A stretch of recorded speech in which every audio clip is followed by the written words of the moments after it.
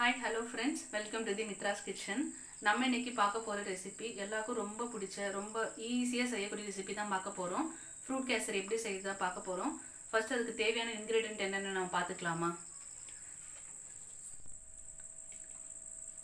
Apple கொஞ்சம் cut பண்ணி எடுத்து வச்சிருக்கேன். இது கூட கொஞ்சம் மாதுளை பழமும் எடுத்து வச்சிருக்கேன். இது தேவைனா நீங்க ஆட் பண்ணிக்கலாம், இல்லனா வேணாம். ஒரு 1/4 கப் அளவுக்கு அன்னாச்சி பழம் கட் பண்ணி எடுத்து வச்சிருக்கேன். ஏலக்காய் தூள் கொஞ்சம் எடுத்து வச்சிருக்கேன். இந்த கிண்ணத்துல 2 கப் அளவுக்கு சுகர், ஃபர்ஸ்ட் இப்போதைக்கு நான் 1 கப் அளவு எடுத்து வச்சிருக்கேன். ரீஃபைண்ட் ஆயிலும் கொஞ்சமா கீயும் ஆட் பண்ணி எடுத்து வச்சிருக்கேன், மிக்ஸ் பண்ணி எடுத்து வச்சிருக்கேன். 1 கப் அளவுக்கு ரவை எடுத்து வச்சிருக்கேன். இது டபுள் ரோஸ்டர் ரவை மாதிரி இருக்கும்.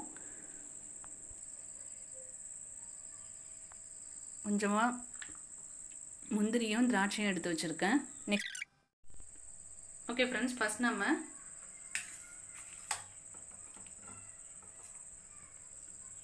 இப்போ நான் தண்ணி எடுத்திருக்கேன். இந்த தண்ணி வந்து கொஞ்சம் எக்ஸ்ட்ரா தான் எடுத்திருக்கேன். கொஞ்சம் அப்போ இலக்க இருந்தால் தான் நம்ம கேசரி சாப்பிட நல்லாயிருக்கும். இது கூட நான் கொஞ்சம் அந்த கலர் பவுடரை ஆட் பண்ணிக்க போகிறேன். உங்கள் வீட்டில் நீங்கள் சாஃப்ரான் இருந்துச்சுன்னா சாஃப்ரான் ஆட் பண்ணிக்கோங்க. கொஞ்சமாக சிட்டிகை உப்பு ஆட் பண்ணிக்கோங்க. கொஞ்சமாக சால்ட் ஆட் பண்ணிக்கிறேன். சால்ட் எதுக்காக சேர்க்குறோன்னா, ஒரு ஸ்வீட் செய்யும்போது சால்ட் செஞ்சால் கொஞ்சம் நல்லா டேஸ்ட் நல்லா என்ஹான்ஸ்மெண்ட் பண்ணும். அந்த கலர் பவுடர் கொஞ்சம் ஆட் பண்ணிக்கலாம். இப்போ இந்த ஆயிலும் கீயும் ஆட் பண்ணிக்கலாம். இதுலேயே அந்த முந்திரி திராட்சையெல்லாம் வறுத்து எடுத்துக்கோங்க. ஸ்லோவில் வச்சுக்கோங்க, மேலே தெரிக்காத மாதிரி பார்த்துக்கோங்க.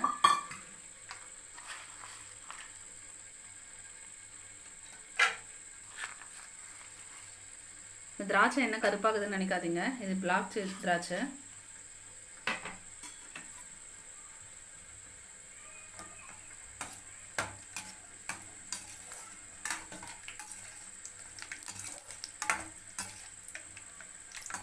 இதை வறுத்து எடுத்துட்டு இந்த ஆயிலே நம்ம ரவையை போட்டு நல்லா வறுத்துக்கலாம்.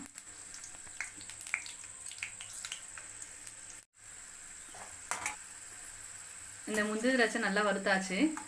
இதை நம்ம தனியாக எடுத்துடலாம். இப்போது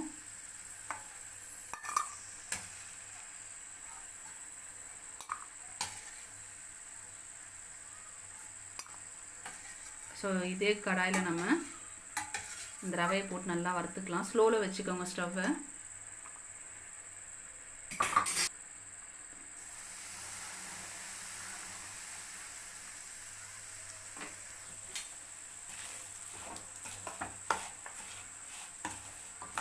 நல்லா ஸ்லோவில் வச்சு வறுத்துட்டே இருங்க. நீங்கள் எவ்வளோ வறுக்குறீங்களோ அவ்வளோ நல்லாயிருக்கும்.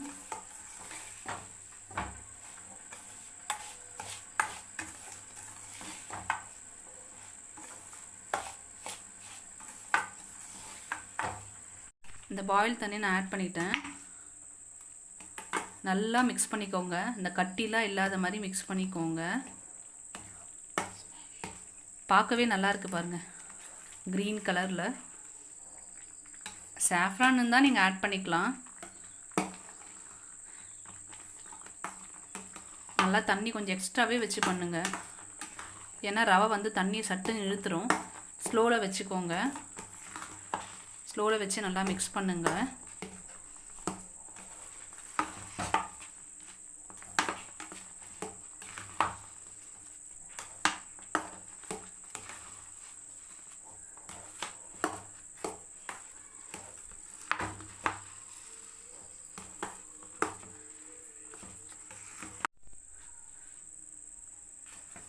நல்லா மிக்ஸ் பண்ணிக்கோங்க. இந்த டைமில் இருக்கிற ஃபுட்ஸில் அதில் நம்ம ஆட் பண்ணிடலாம். ஸ்லோவில் வச்சே பண்ணிக்கோங்க. ஸ்லோவில் வச்சுக்கோங்க. இப்போ இந்த ஃப்ரூட்ஸ் நான் அதில் ஆட் பண்ணுறேன்.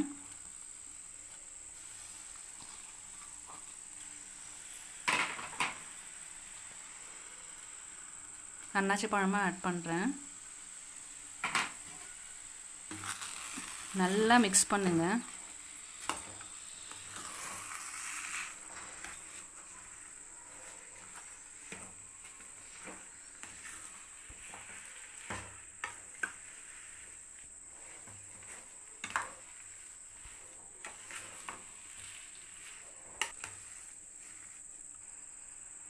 இந்த டைம் நீங்கள் சுகர் ஆட் பண்ணிக்கோங்க. இப்போது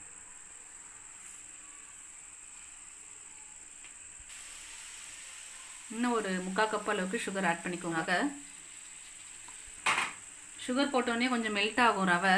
ஸோ அந்த டைம் நல்லா மிக்ஸ் பண்ணிக்கோங்க.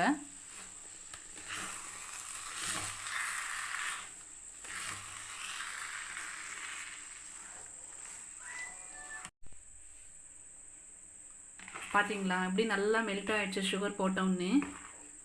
பாருங்கள் இந்த ஃப்ரூட்ஸ்லாம் பார்க்க எப்படி இருக்குது பாருங்கள். கண்டிப்பாக இந்த டிஷ் எல்லாருக்குமே ரொம்ப பிடிக்கும். வீட்டில் ஃப்ரீயாக இருக்க சொல்ல செஞ்சு கொடுங்க.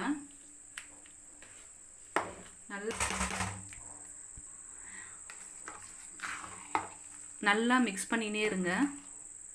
பாருங்கள் எப்படி இருக்குன்னு பாருங்கள். சூப்பராக இருக்குது பாருங்கள். இந்த டைமில் ஏலக்காய் தூளும் நம்ம ஆட் பண்ணிக்கலாம்.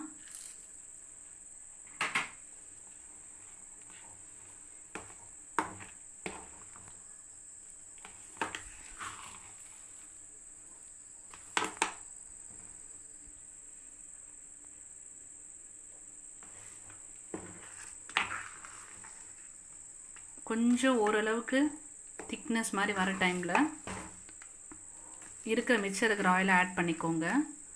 அதுவரை வச்சு ஸ்லோலே கலருங்க.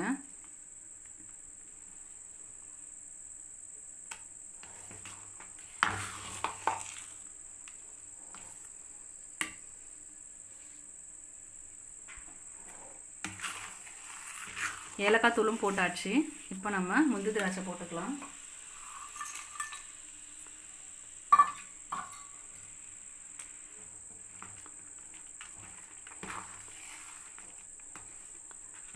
நல்லா மிக்ஸ் பண்ணுங்க.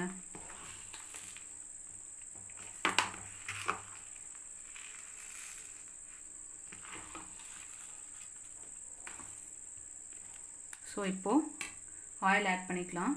ஆயிலும் கீயும் சேர்த்து வச்சுக்கிறது ஆட் பண்ணிக்கலாம்.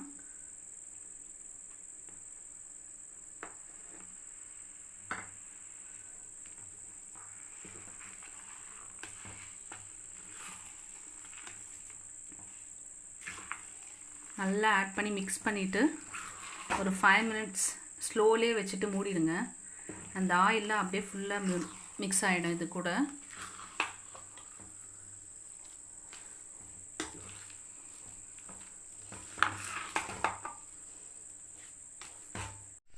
ஓகே ஃப்ரெண்ட்ஸ், நம்மளுடைய ஃப்ரூட் கேசரி இப்போ ரெடி ஆகிடுச்சு.